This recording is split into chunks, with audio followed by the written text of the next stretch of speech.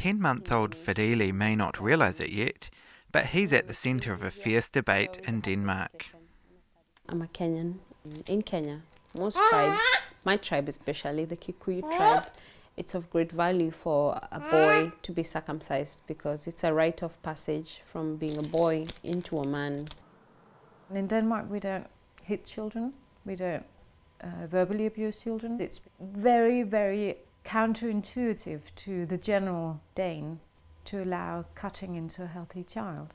It's not allowed in Denmark in public hospitals, and I do not do operations just for religious reasons. Actually, the foreskin is a mechanism which... Groups such as Intact say non-essential circumcision on infant males is a breach of the European Convention of Human Rights and are campaigning for an outright ban for those under 18 years of age. It's about whether a child is a person in his or her own rights, or whether they are a person that the parent has a right to control to a very great extent. Last September, the Ombudsmen of the Nordic countries issued a statement saying that non-essential circumcision was a violation of medical and ethical principles. Almost 90% of Danish doctors are in favour of a ban. But paediatric urologist Lars Henning Olsen believes that could be a step too far. If you ban circumcision, it will be done anyway. And you criminalize a lot of people. And they will just go abroad and get it done. A recent Danish study found around 1 in 20 circumcisions involve unexpected complications, but Judy Wanderi is not concerned.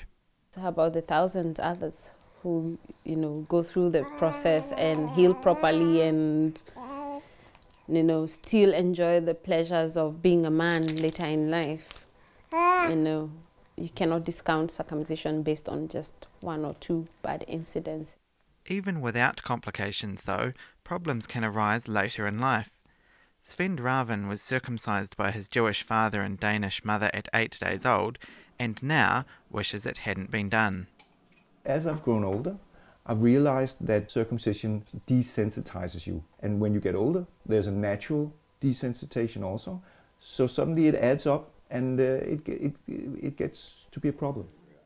For Israeli cantor Ralph Levitan, the issue goes much deeper than personal discomfort. He believes restricting circumcision would be a violation of religious freedom. My personal view of life is that that person should be entitled to do whatever he wants as long as it doesn't hurt other people. You cannot have a Jewish community without circumcision. Well, it's not like other religious practices. You can ask a child to wear a headscarf or go to church or be baptized. All those things will not affect you permanently. I can't put my foreskin back on, and it's irreversible, and it's something that I feel every day. It's a debate that's leaving mothers such as Judy torn between different cultural traditions. I'm in an interracial relationship, and that sort of challenges the balance of things, because I must consider that he's as much as a Danish as he is a Kenyan, so I cannot impose on him my Kenyan culture over the Danish one. I think that parents who circumcise their kids, they do it for the right reasons, actually. I think they do it out of love, and I think they do it to pass on a tradition and a sense of belonging. Discussions continue over whether tradition is enough of a reason to circumcise young children. Things are not right because you've done them for 3,000 years. So many old religious habits have been abandoned, and that's just such a good thing. Judy still believes circumcision is an important cultural practice, despite the possibility of a ban in Denmark within the next year.